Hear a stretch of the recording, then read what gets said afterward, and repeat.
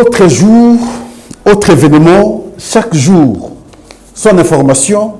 Et voilà, aujourd'hui, on revient parce que nous devons échanger avec vous sur une question. Question ici en termes de remerciement, en termes d'encouragement, en termes de félicitations à M. Gilles Alengueti, l'inspecteur général de l'IGF. Pourquoi nous le remercions? Pourquoi nous l'encourageons? Pourquoi nous le félicitons? Parce que nous estimons à travers ce plateau qu'il n'est pas toujours bon de reconnaître les qualités de quelqu'un seulement après la mort. Non. Il faut l'encourager pendant qu'il est en vie. Je suis témoin, moi, Pascal Ouondje, je suis parmi les gens qui ont beaucoup critiqué le régime passé. Parmi les propositions que moi je faisais à son temps, était de comprendre, et sinon, comment pousser non seulement les registres financiers, les entreprises de l'État à pouvoir mobiliser les recettes. À l'époque, je parlais plus de Gécamine. À l'époque, je m'interrogeais beaucoup sur nos minéraux. Qu'est-ce que le pays bénéficiait depuis tous ces temps? Aujourd'hui, je me rends compte que l'IGF a constitué une police financière dans les entreprises. Quand vous regardez aujourd'hui le comportement des mandataires, ça a changé. Pourquoi? Parce qu'ils ont peur de faire tout ce qu'ils voulaient. Hier, je m'en souviens avec le PPRD. PPRD, comme parti politique, du pouvoir à son temps, qui employait les membres de son parti, qui envoyait les membres de son parti pratiquement dans toutes les sociétés d'État. Lorsqu'il y avait marche, lorsqu'il y avait manifestation, en termes de meeting, en termes de ceci, c'est les entreprises, c'est les sociétés de l'État qui mobilisaient les recettes. Quel comportement, quelle légèreté, c'est que nous avions connu par le passé. Mais aujourd'hui, quand vous regardez comment les mandataires se comportent, ils ont peur, ils canalisent les recettes. Je parie aujourd'hui qu'une année, 2 années après, notre budget peut passer de 15 à 20 milliards de dollars américains. Question de voir comment fait la DGI. Question de voir comment commence à mobiliser également la DGRAD. Ça va aller comme ça. Et pour ça, je me suis dit, moi Pascal, je l'encourage. Mais tout en l'encourageant, je regrette d'une chose. Je vois l'époque où le professeur Luzolo était à la tête de la structure de l'anticorruption, une structure créée par la présidence à son temps. Le nombre de dénonciations que le professeur Luzolo avait faites et qui déposait maintenant auprès du parquet, malheureusement, c'est resté lettre morte. Si aujourd'hui on avait un accompagnement comme ça, de la part de la personne que le chef de l'État a nommé à la tête de la structure de l'anticorruption, je dis les choses changeraient totalement. Mais malheureusement, c'est lui qu'on a nommé à la tête de l'anticorruption, de la structure anticorruption, par le chef de l'État. Il passe inaperçu, il n'est même pas connu. Vous posez la question aux Congolais, aux Quinois, il s'appelle comment? Personne ne sait citer son nom. Simplement parce que il n'est pas dans l'enjeu. Il n'est pas branché, il ne comprend pas ce qu'il fait. Il dessert. Et pourtant, le chef de l'État avait une vision par rapport à cette création de la structure. Il avait même élargi. Si on avait, d'un côté, nous avons l'IGF, de l'autre côté, nous avons cette structure de l'anticorruption, et que les deux personnes travaillent normalement, les deux structures travaillent normalement, mais les choses avanceraient. Les choses allaient avancer. Nous allons vous démontrer de façon un peu énumérée comment la corruption se fait chez nous à ciel ouvert. Et ces structures inexistantes. Et nous suggérons d'ailleurs au chef de l'État de pouvoir revoir les choses. Je me souviens à l'époque, c'était le professeur Trifon Bekambo. Il est de parti allié à l'UDPS. Trifon Bekambo. Mais c'est lui qui avait... quand vous échangez avec lui sur la question de l'anticorruption, moi je pensais qu'on allait les confier, on allait confier maintenant aux amis de l'UDPS, aux alliés de l'UDPS. les partis alliés de l'UDPS. Ils comprenaient ce qu'ils pensaient. Mais malheureusement, avec la personne qui est aujourd'hui, rien du tout. Nous prenons les entreprises. Quand vous regardez la corruption, comment elle s'opère, les engagements, il faut conditionner les gens pour être engagés. Ça se fait au vu et au su de tout le monde. Où est parti le monsieur, je ne sais pas si on l'appelle coordonnateur, zéro. Nous voyons seulement Alengueti qui se bat partout. Félicitations, monsieur Alengueti.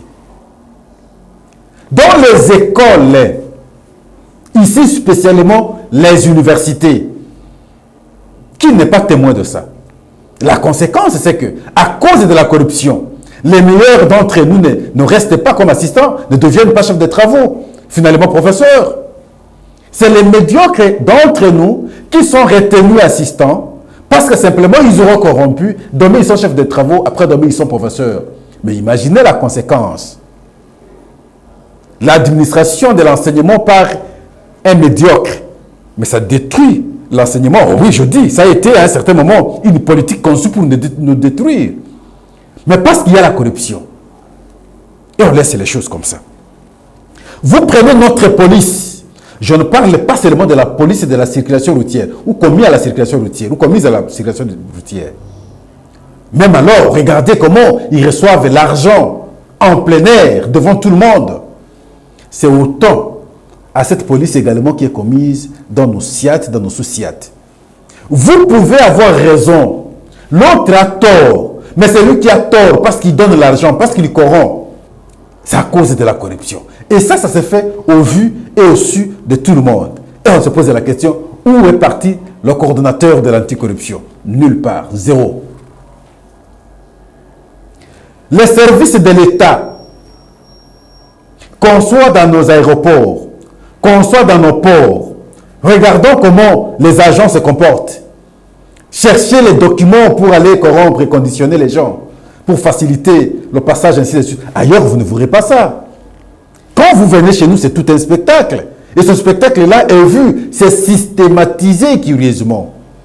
On trouve normal. On pense que c'est comme ça que les choses se passeraient. Mais alors que ça ternit l'image de notre pays, à cause de la corruption. Le coordonnateur de l'anticorruption, zéro. Et vous allez m'interdire, moi, Pascal, de féliciter Jules Alengueti. Je le ferai. Nous prenons la justice, notre justice. Vous avez raison. Celui qui a tort, il conditionne le juge. On peut commencer à vous faire balancer une année, 2 années, 3 années, sans que vous ayez gain de cause. Parce que simplement l'autre a corrompu. Ça se fait au vu et au su de tout le monde. Et voilà pourquoi nous disons ceci. Il est vrai qu'à un certain moment, on nous a mis dans ces conditions-là. On a détruit notre intellect, incapable aujourd'hui de bien comprendre les choses. Nous agissons de cette manière, malheureusement de cette mauvaise manière. Et nous nous disons, ça peut changer parce que les exceptions de la société sont là. Le cas de l'IGF est patent. Est-ce qu'on ne peut pas trouver dans notre société d'autres Alengueti? Je dis, ils sont là. Mais comment faire? Comment faire? Il faut juger les gens. C'est alors qu'on va trouver d'autres Alengueti. Chers Congolais, si on avait d'un côté l'IGF comme elle le fait maintenant, son travail, si on avait de l'autre côté la commission de l'anticorruption faire son travail normalement, je parie moi aujourd'hui que l'image du Congo changerait. Les gens n'hésiteraient pas à venir au Congo. Au contraire, le pourcentage du chef de l'État serait aujourd'hui à 99. Donc, la manière d'encadrer les recettes de l'État, de générer les recettes de l'État, d'éviter des voies obscures, des détournements. Mais malheureusement jusque-là, cette cellule-là n'aide pas le chef de l'État. Monsieur Alengueti, nous vous disons bravo. Il est mieux de vous distinguer. Parce qu'aujourd'hui, si on parle Lumumba, c'est parce qu'il a bien voulu voir les choses autrement pour l'intérêt de tout le monde. À ce jour, nombreux vont vouloir vous décourager, ça c'est vrai. Ils vont vouloir vous décourager parce qu'ils vont refuser que le chef de l'État soit apprécié à travers ses services, dans la manière de faire les choses. Ils vont vous décourager.